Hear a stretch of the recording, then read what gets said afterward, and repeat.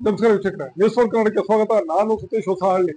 ಮಂಡ್ಯದಲ್ಲಿ ಕುಮಾರಸ್ವಾಮಿ ಅವರು ಬಿಟ್ರೆ ಮತ್ತಿನ್ಯಾರೇ ನಿಂತರೂ ಕೂಡ ಸೋಲು ಕಟ್ಟಿಟ್ಟ ಬುತ್ತಿ ಅಂತ ಹೈಕಮಾಂಡ್ ಮೊದಲೇ ನಿರ್ಧಾರವನ್ನ ಮಾಡಿತ್ತು. ಆ ಕಾರಣಕ್ಕೆ ಹೈಕಮಾಂಡ್ ಕುಮಾರಸ್ವಾಮಿ ಅವರೇ ಕ್ಯಾಂಡಿಡೇಟ್ ಆಗ್ಬೇಕಲ್ಲಿ ಅಂತ ಒತ್ತಡವನ್ನ ಹಾಕಿ ನಿಖಿಲ್ ಕುಮಾರಸ್ವಾಮಿಗೆ ಟಿಕೆಟ್ ಅಂತ ತಪ್ಪಿಸಿ ಕುಮಾರಸ್ವಾಮಿ ಅವ್ರನ್ನ ಕ್ಯಾಂಡಿಡೇಟ್ ಮಾಡ್ತು. ಸುಮಲತಾ ಅವ್ರನ್ನು ಕೂಡ ಕಣದಿಂದ ಹಿಂದೆ ಸರಿಯುವಂತೆ ಸಮೀಕ್ಷೆಯನ್ನ ಮುಂದಿಟ್ಟು ಸತ್ಯವನ್ನ ತಿಳಿಸ್ತು.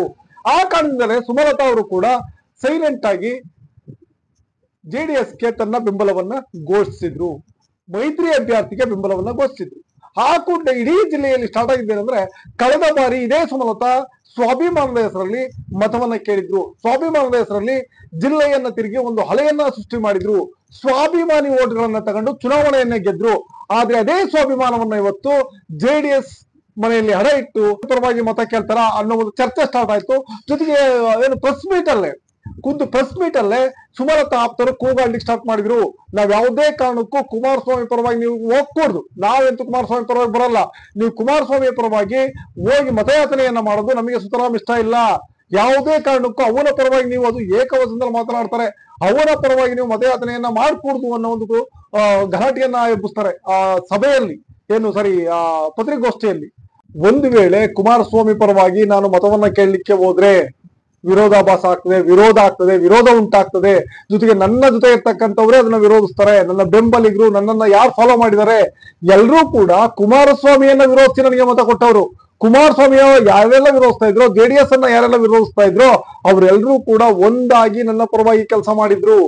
ಒಂದು ವೇಳೆ ನಾನು ಹೋಗಿ ಈಗ ಕುಮಾರಸ್ವಾಮಿ ಪರವಾಗಿ ಕೆಲಸವನ್ನ ಮಾಡಿದ್ರೆ, ಕುಮಾರಸ್ವಾಮಿಗೆ ವೋಟ್ ಹಾಕಿ ಅಂತ ಕೇಳಿದ್ರೆ, ನನ್ನ ಪರವಾಗಿರ್ತಕ್ಕಂಥ ಏನು ಫಾಲೋವರ್ಸ್ ಇದ್ದಾರೆ ಅಥವಾ ಏನ್ ನನ್ನ ಕಾರ್ಯಕರ್ತರಿದ್ದಾರೆ ಅವರೆಲ್ಲರೂ ಮೈನಸ್ ಆಗ್ತಾರೆ ಅಂತ ಸುಮಲತಾ ಅವರಿಗೆ ತುಂಬಾ ಚೆನ್ನಾಗಿ ಗೊತ್ತು.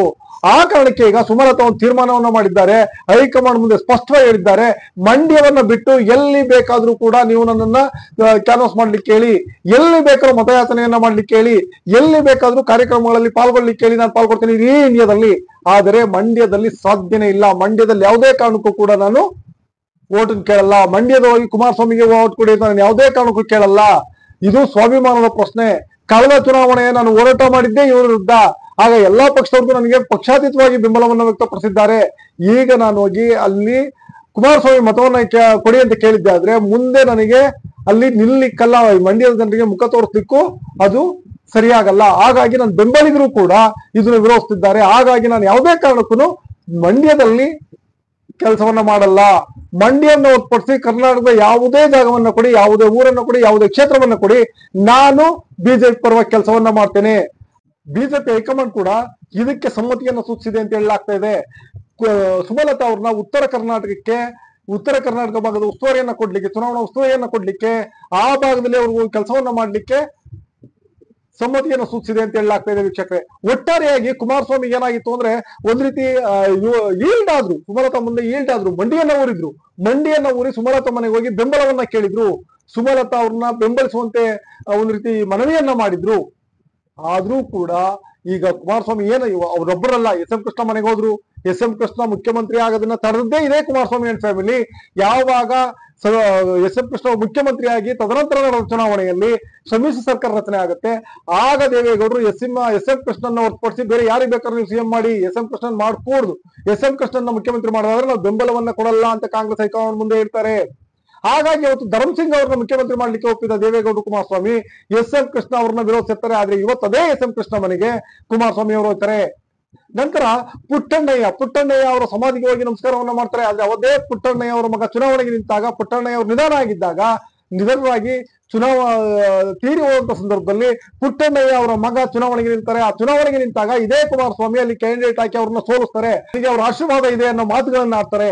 ಅದು ಮಾಡಿ ಏನಾದ್ರೂ ಮಾಡಿ ಈ ಬಾರಿ ನಾನು ಮಂಡ್ಯವನ್ನ ಗೆಲ್ಲೇಬೇಕು ಅಂತಿದ್ದಂತ ಕುಮಾರಸ್ವಾಮಿಗೆ ಇದೊಂದು ಬಿಗ್ ಶಾಕ್ ಅಂತ ಹೇಳ್ಬೋದು. ಕುಮಾರಸ್ವಾಮಿ ಜೋರು ಸುಮಲತಾ ನಡೆ ಕುಮಾರಸ್ವಾಮಿಗೆ ಒಂದು ರೀತಿ ಶಾಕ್ ಕೊಟ್ಟಿದೆ. ಈ ಬಾರಿಯಲ್ಲಿ ಈ ಚುನಾವಣೆಯಲ್ಲಿ ಕುಮಾರಸ್ವಾಮಿಗೆ ಸುಮಲತಾ ಬೆಂಬಲವನ್ನು ಕೊಟ್ಟು ಒಳಗಡೆ ಬಂದು ಕ್ಯಾನ್ವಾಸ್ ಮಾಡಲಿಲ್ಲ ಅಂದ್ರೆ 100ಕ್ಕೆ 100 ಕುಮಾರಸ್ವಾಮಿ ಅವರಿಗೆ ಸೋಲಿನ ಭೀತಿ ಇದೆ. ಕಾರಣ ಏನಂದ್ರೆ ಈಗಾಗಲೇ ನಾರಾಯಣಗೌಡರ ಜೊತೆ ಕಾಂಗ್ರೆಸ್ ಮತ್ತೊಂದು ಸುತ್ತಿನ ಮಾತುಕತೆ ನಡೆಸ್ತಾ ಇದೆ.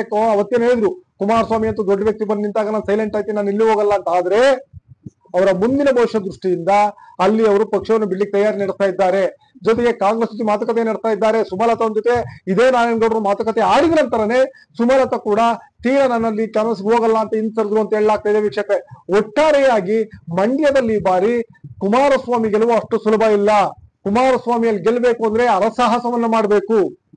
ಸುಮಲತಾ ಮನ ಒಲಿಸಲೇಬೇಕು, ಅನಿವಾರ್ಯ. ನಾರಾಯಣಗೌಡರು ಪಕ್ಷದಲ್ಲಿ ಉಳಿಸ್ಕೊಳ್ಳೇಬೇಕು, ಅಲ್ಲೇ ಉಳಿಸ್ಕೋಬೇಕು. ನಾರಾಯಣಗೌಡರು ಕೆಲಸವಾಗಿ ನೋಡ್ಕೊಳ್ಳೇಬೇಕು. ಒಂದು 5ರಿಂದ 10,000 ಓಟ್ ಕೂಡ ಆಚೀಚೆ ಆಗದಾಗೆ ನೋಡ್ಕೊಂಡ್ರೆ ಮಾತ್ರ ಕುಮಾರಸ್ವಾಮಿ ಗೆಲುವು ಸಾಧ್ಯ. ಇಲ್ಲ ಅಂದ್ರೆ ಜೊತೆಗೆ ಅಹಿಂದ ಹೊರ್ತ ಈಗಾಗಲೇ ಅಲ್ಲಿ ಸೋಷಿಯಲ್ ಮೀಡಿಯಾದಲ್ಲಿ ಒಂದು ಪೋಸ್ಟ್ ವೈರಲ್ ಆಗ್ತಾ ಇದೆ. ಏನಂತ ಅಂದ್ರೆ ಅಲ್ಲಿರ್ತಕ್ಕಂಥ ಅಹಿಂದ ಮತಗಳು ಕೈ ಕೊಟ್ಟರು ಕುಮಾರಸ್ವಾಮಿ ಕಷ್ಟ. ಅಹಿಂದ ಮತವನ್ನು ಬಿಡುವಾಗಿಲ್ಲ. 70% ಒಕ್ಕಲಿಗ ಮತಗಳು ಕುಮಾರಸ್ವಾಮಿಗೆ ಬಂದ್ರು ಕೂಡ ಅಹಿಂದ ಮತಗಳು ಕುಮಾರಸ್ವಾಮಿಯನ್ನ ಸೋಲಿಸ್ತವೆ ಅಂತ ಪೋಸ್ಟ್ ಹೇಳ್ತಾ ಇದೆ. ಸೊ ಹಾಗಾಗಿ ಕುಮಾರಸ್ವಾಮಿ ಎಲ್ಲೂ ಕೂಡ 5-10 ಸಾವಿರವನ್ನು ಕೂಡ 5-10 ಸಾವಿರ ಓಟ್ ಕೂಡ ಇಂಪಾರ್ಟೆಂಟ್. ಸೊ ಹಾಗಾಗಿ ತುಂಬಾ ಕೇರ್ಫುಲ್ ಆಗಿ ಕುಮಾರಸ್ವಾಮಿ ಅವರು ಹ್ಯಾಂಡಲ್ ಮಾಡ್ಬೇಕಾಗಿದೆ ಮಂಡ್ಯವನ್ನ. ಸೊ ಏನಾಗುತ್ತೋ ಗೊತ್ತಿಲ್ಲ. ಒಟ್ಟಾರೆಯಾಗಿ ಟೋಟಲ್ ಆಗಿ ಸುಮಲತಾ ಅವರು JDS ಪರವಾಗಿ ಯಾವುದೇ ಕಾರಣಕ್ಕೆ ಕೆಲಸ ಮಾಡಲ್ಲ ಅಂತ ಹೈಕಮಾಂಡ್ ಮುಂದೆ ಇಟ್ಟಾಗಿದೆ. ಈಗ ಕುಮಾರಸ್ವಾಮಿ ಅವರ ಮುಂದಿನ ನಡೆ ಏನಾಗಿರುತ್ತೆ, ಮತ್ತೆ ಹೋಗಿ ಸುಮಲತಾ ಒಪ್ಪಿಸ್ತಾರ? ಒಂದ್ ವೇಳೆ ಸುಮಲತಾ ಅವರು ಕುಮಾರಸ್ವಾಮಿ ಮತ್ತೊಮ್ಮೆ ಬಂದು ಮಾತುಕತೆ ನಡೆಸಿದ್ರೆ ಅಥವಾ ಹೈಕಮಾಂಡ್ ಮಾಡ್ತಾ ಒತ್ತಡವನ್ನು ಹಾಕಿದ್ರೆ ಸುಮಲತಾ ಅವರು ತಮ್ಮ ಸ್ವಾಭಿಮಾನವನ್ನ ಪಕ್ಕಕ್ಕಿಟ್ಟು, ನಮ್ಮ ಮನೆ ಸ್ವಾಭಿಮಾನವನ್ನ JDS ಮನೆಯಲ್ಲಿ ಅಡ ಇಟ್ಟು ಅವ್ರ ಪರವಾಗಿ ಕ್ಯಾನ್ವಾಸ್ ಮಾಡ್ತಾರ? ನಿಮ್ಮ ಅನಿಸಿಕೆ ಅಭಿಪ್ರಾಯಗಳನ್ನ ಕಮೆಂಟ್ ತಿಳಿಸಿ. ವಿಡಿಯೋ ಲೈಕ್ ಮಾಡಿ, ಶೇರ್ ಮಾಡಿ, ತಪ್ಪದೆ ಚಾನಲ್ ಸಬ್ಸ್ಕ್ರೈಬ್ ಮಾಡಿ.